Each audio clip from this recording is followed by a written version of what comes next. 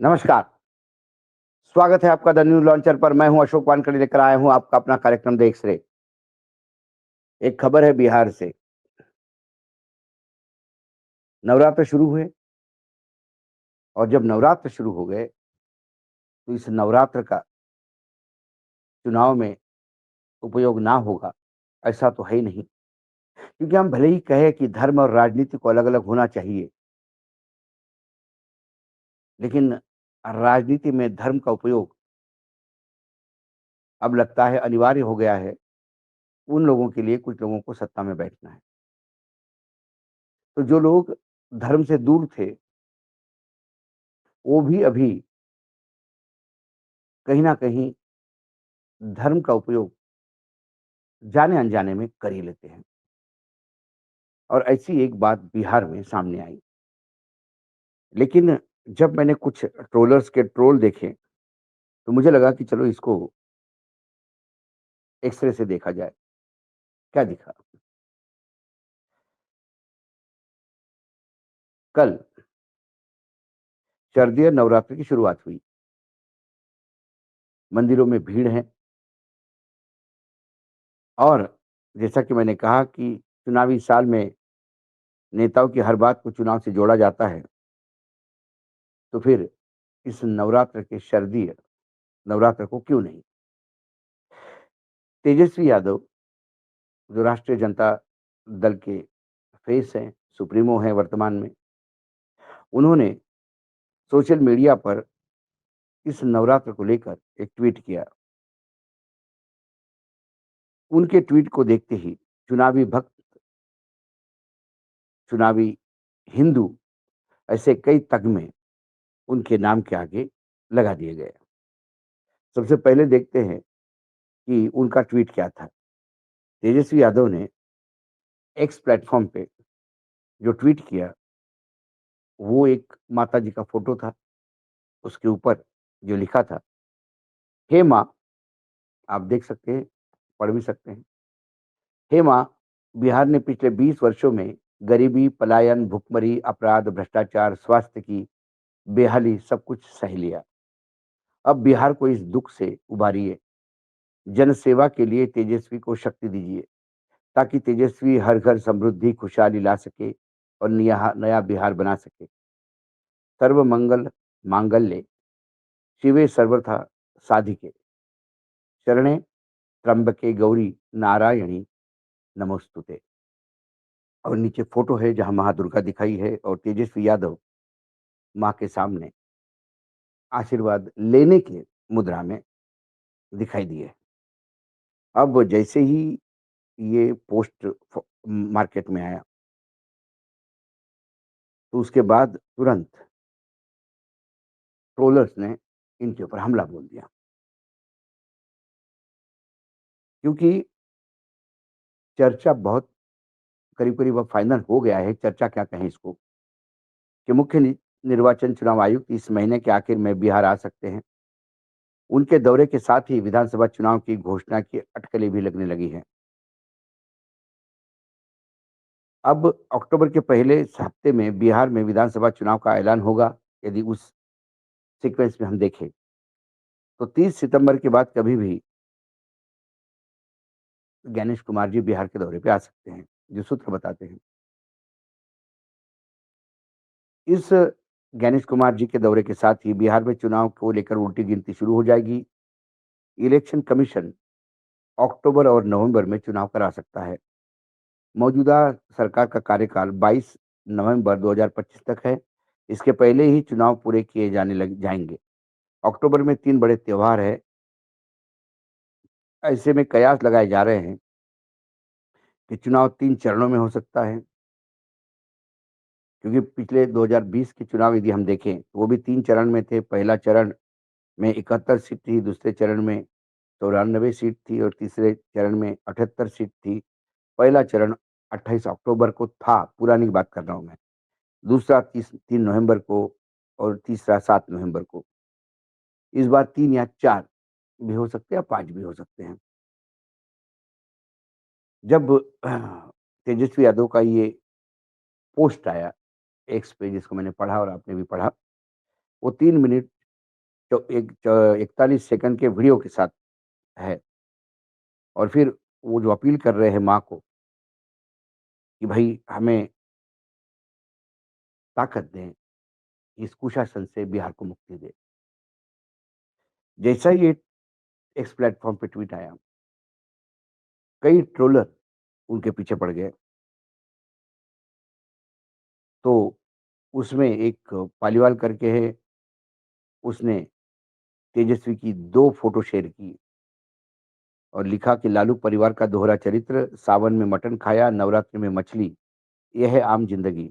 सावन के पहले दिन शिवलिंग पर जल चढ़ाया, ये है चुनावी ज़िंदगी। वही एक कोई श्रीवास्तव है, कल्पना श्रीवास्तव, उन्होंने लिखा, नवरात्रि के पावन अवसर पर माँ दुर्गा से प्रार्थना है कि वे अपने सत्य और कर्म के मार्ग पर चलने की शक्ति दे। पिछले सावन में मटन और नवरात्रि में मछली का रसास्वादन करने वाले चुनावी भक्त को शायद माँ का आशीर्वाद में नैतिकता का पाठ भी पढ़ाए। जय माता की।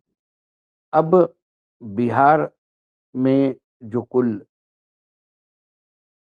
बातें हैं, ये जो ट्रोलर्स है, ये खासकर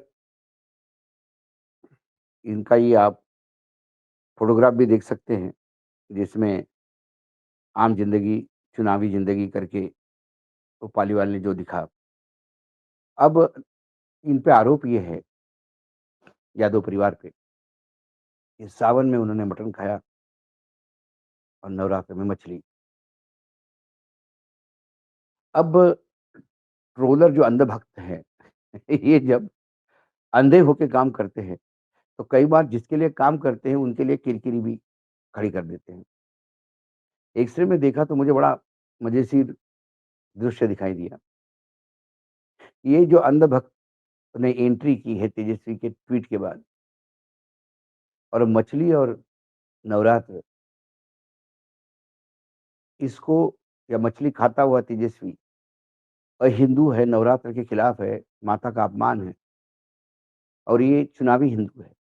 मतलब इसको हिंदुत्व से कोई लेना-देना नहीं। ये अंधभक्त वो है, जिन्हें हम कुपड़ भी कहते हैं, क्योंकि इन्हें पता नहीं होता कि एक्चुअली कह क्या रहे हैं।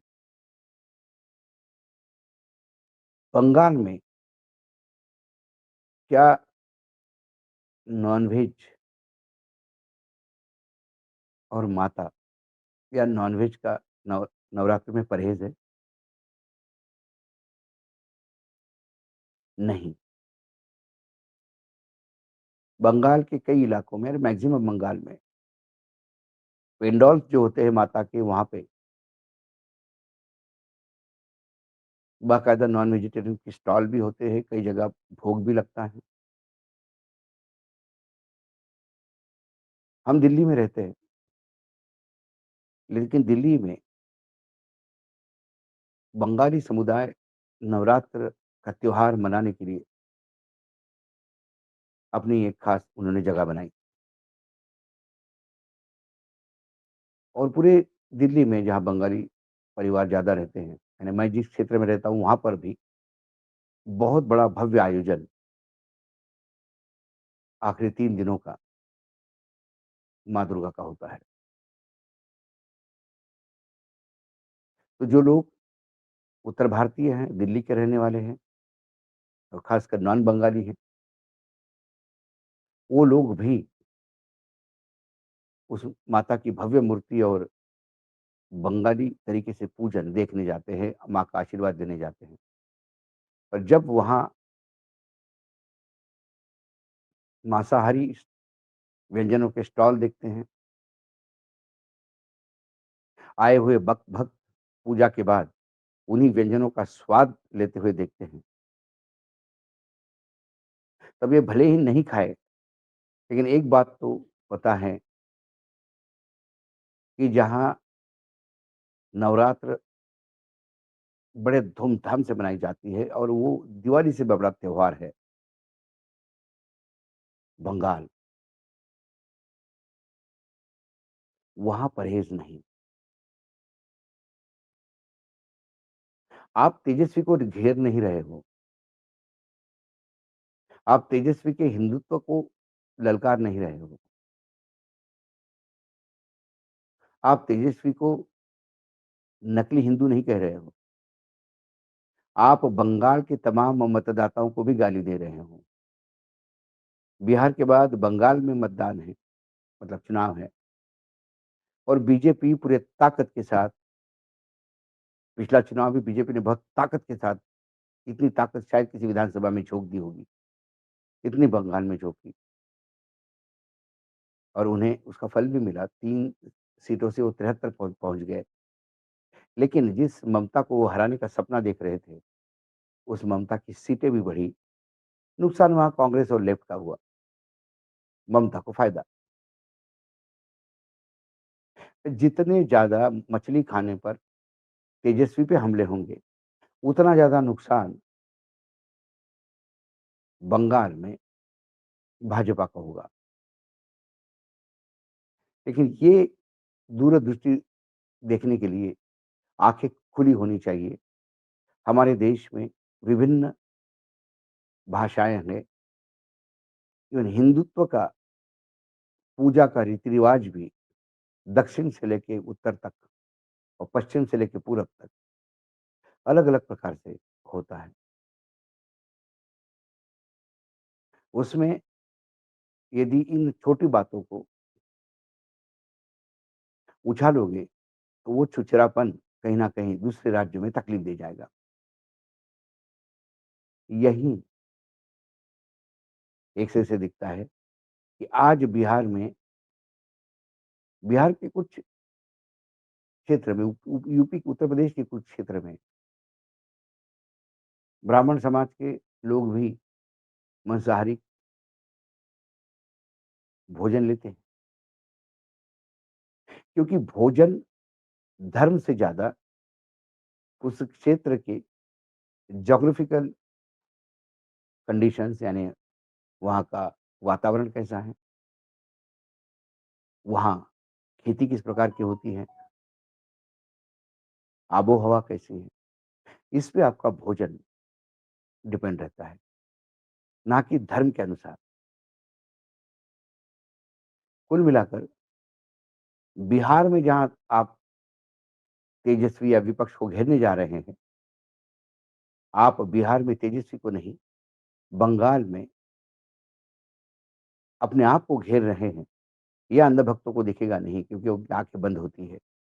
ये सब देखने के लिए मैंने कहा ना, दृष्टि खुली होनी चाहिए और व्यापक होनी चाहिए, जिसका अभाव अंधभक्तों में बहुत है। आज एक्स-रे में इतना ही।